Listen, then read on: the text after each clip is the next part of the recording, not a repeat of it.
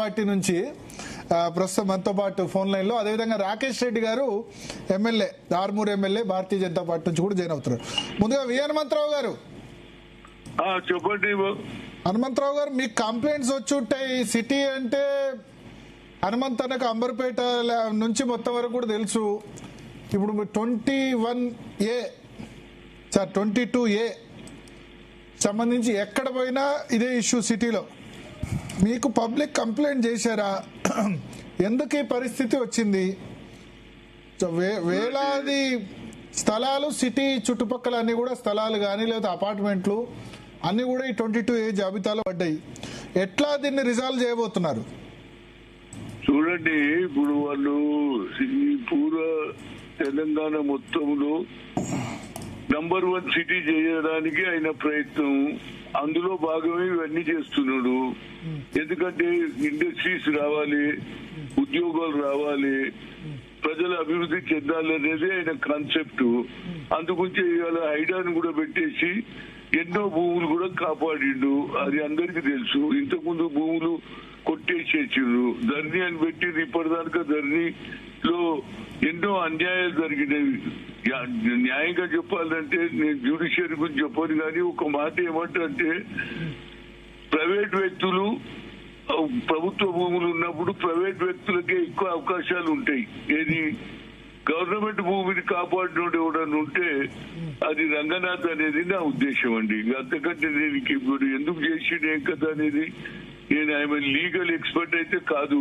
కానీ ఆయన ఆలోచన ఏమిటంటే డెవలప్మెంట్ జరగాలి, అందరు రావాలి. దానికి ఇప్పుడు నేను కూడా ఏమంటున్నాంటే ఇవాళ 56% బీసీలకు రిజర్వేషన్ వచ్చిందని ఆయనే చెప్పిండు. కనుక నేనేమంటున్నా, ఇండస్ట్రీ పెట్టే దాంట్లో కూడా బీసీలకు కూడా అవకాశం ఇవ్వాలి. ఎందుకంటే ఎంతో మంది ఇక్కడ ఏది ఇండస్ట్రీ పెట్టడానికి కూడా వాళ్ళకు స్కోప్స్ ఉన్నాయి. వాళ్ళని కూడా ఎంకరేజ్ చేయాలి. కేవలం రాజకీయంగానే కాకుండా ఆర్థికంగా కూడా పైకి రావాలంటే వాళ్ళు కూడా ఉద్యోగాలు ఇస్తారు. వాళ్ళకు కూడా ఇండస్ట్రీ పెట్టాలనే ఆలోచన ఉన్న ఢిల్లీలో కాపుల సభ నడిపి అందులో they want to put industry in Telangana. అటువంటి టైంలో ప్రభుత్వం కూడా ఆలోచన చేయాలనేది నా ఆలోచన అండి. ఓకే, సో అదే సరే, మీరు హైడ్రా ప్రభుత్వ భూముల సంరక్షణ అంటారు, కానీ ప్రైవేట్ ఆస్తులు ఎట్లా పెడతారు నిషేధిత జాబితాలో? చూడండి, కోమటిరెడ్డి వెంకటరెడ్డి చెప్పారు 42,000 ఎకరాలు యాదగిరిగుట్టలో పెట్టారట. అది ఏం చేసింది అనేది కాదు, కానీ ప్రభుత్వ భూమిని అయితే కాపాడిందని ఇలా కాలనీలో ఉన్నటువంటి వాళ్ళు కూడా ఇంతకు ముందు లేఅవుట్ లో గార్డెన్ కి ఇచ్చేది, గార్డెన్ కూడా అమ్ముకున్నారు. దానికి అన్ని ఆయన చేస్తున్నారు. గవర్నమెంట్ ల్యాండ్స్ ఎక్కడ కాపాడారు sir? Kukatpally ideal lands government land చాలా కబ్జా చేసిరండి. ఉన్నమాట చెప్తున్నప్పుడు నిజాం పీరియడ్ లో వర్క్ ల్యాండ్లు కానీ గుళ్ళ ల్యాండ్లు కానీ ఇవన్నీ ఉన్నాయి. ఇవాళ ఆ ల్యాండ్స్ మీద చాలా మంది ఏ నాయకుడు కూడా బిజినెస్ ఏడ నడుస్తుందంటే ల్యాండ్ల మీద నడుస్తుంది. కాబట్టి ఈ ప్రభుత్వానికి కామన్ పబ్లిక్ సఫర్ అవుతున్నారు కదా హనుమంతరావు గారు. మీకేం కంప్లైంట్స్ రాలేదా అంబర్పేటలో, డీడీ కాలనీలో, మీ చుట్టుపక్కల ఉన్నది? నేను ఒకటి ఏది కాపాడిన కదా 35 ఏళ్ల నుంచి కొట్లాడి బతుకమ్మ కుంట కాపాడు. బతుకమ్మ కుంట ఓకే, బట్ ఇక్కడ అపార్ట్మెంట్స్ ఆల్రెడీ 20 ఏళ్ళుగా ఉంటున్న వాళ్ళు, 15 ఏళ్ళుగా ఉంటున్న వాళ్ళు రిజిస్ట్రేషన్ కోసం పోతే ప్రొహిబిటెడ్ ల్యాండ్స్ లిస్ట్ లో ఉన్నాయని చెప్తున్నారు. ఏదైతే మొదలు తీసుకున్నాలో తక్కువ ధరకు వచ్చినాయి. ఇప్పుడైతే ఎక్కువ పెరిగింది కదా, ల్యాండ్ వాల్యూ పెరిగింది కదమ్మా. అప్పుడు తక్కువ ధర ఉన్నప్పుడు చాలా మంది కొన్నారు. ఇప్పుడు కొత్తగా అయింది కాబట్టి ఇప్పుడు రిజిస్ట్రేషన్ చార్జెస్ పెట్టిండ్రు, ల్యాండ్ వాల్యూ కూడా పెరుగుతుంది కాబట్టి కొంత ఇబ్బంది అయితే ఉంటది. ఎందుకంటే ఆనాడు ఏది 50 లక్షలకు కొన్నటువంటి ఫ్లాట్ ఇవాళ ₹1 కోటి అయింది. ఎందుకంటే ల్యాండ్ వాల్యూ పెరిగింది కదా. ఇంతకుముందు అంత ల్యాండ్ వాల్యూ లేకుండే, ఇప్పుడు ల్యాండ్ వాల్యూ పెరిగింది కాబట్టి ధరలు పెరుగుతున్నాయి. దాంతో పాటు రిజిస్ట్రేషన్ ఛార్జెస్ కూడా పెంచుతున్నారు. గతంలో ఇది ఏది గ్రేటర్ హైదరాబాద్ ఉన్నప్పుడు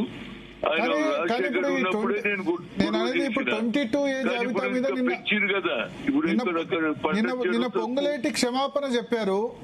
దీనికి అవసరమైన అధికారుల మీద చర్యలు తీసుకుంటామని చెప్పారు. సీఎం ఇల్లు కూడా ప్రైవేట్ లిస్ట్ లో పడ్డది. ఇప్పుడు మరి చూడండి, అధికారులే కదా ఎక్కువ చేసేది, నష్టం వాళ్ళకి లాభం ఏమిటో చదువు. దాని మీద ఏసీబీ దాడులు కూడా జరుగుతుంది, రెవెన్యూ జరుగుతున్నది, ఎక్సైజ్ జరుగుతున్నది. హనుమంతరావు గారు, ఇప్పుడు నెలాఖరు వరకు సమస్య పరిష్కరిస్తామని వచ్చిన వాళ్ళు ఎంత తొందరగా సంపాదించాలనే చూస్తారు. వాళ్ళకి గేడ ఛాన్స్ వచ్చినా కొడతారు కదండి. హనుమంతరావు గారు, ఏసీపీలు కూడా రేడ్ చేస్తున్నారు, వాళ్ళని పడుతున్నారు. ఇక దానికంటే ఇక మనం ఏం చేయగలుగుతాం? హనుమంతరావు గారు, ఇప్పుడు నెలాఖరు వరకు సమస్య పరిష్కరిస్తామని మంత్రి హామీ ఇచ్చారు. అప్పటి వరకు రిజిస్ట్రేషన్లు ఆగిపోతే ప్రజలకు నష్టం కదా మరి. రిజిస్ట్రేషన్స్ ఆపాలనేది ఎందుకు జరుగుతుందంటే, ఒక్క భూమిని కూడా మీకు అసహ్యంగా చెప్తే మీరు కొంచెం వాస్తవాలు చెప్పుకోవాలని ఉన్నది. ఎందుకంటే ఒకే భూమిని నలుగురికి అమ్ముతుంటే వాళ్ళు రిజిస్ట్రేషన్ ఆఫీసులు ఏం చేస్తున్నారు? ఆ భూమి నువ్వు కొంటున్నావా, ఇంకొంటున్నావు, నువ్వు అమ్ముతున్నావు అంటున్నారు.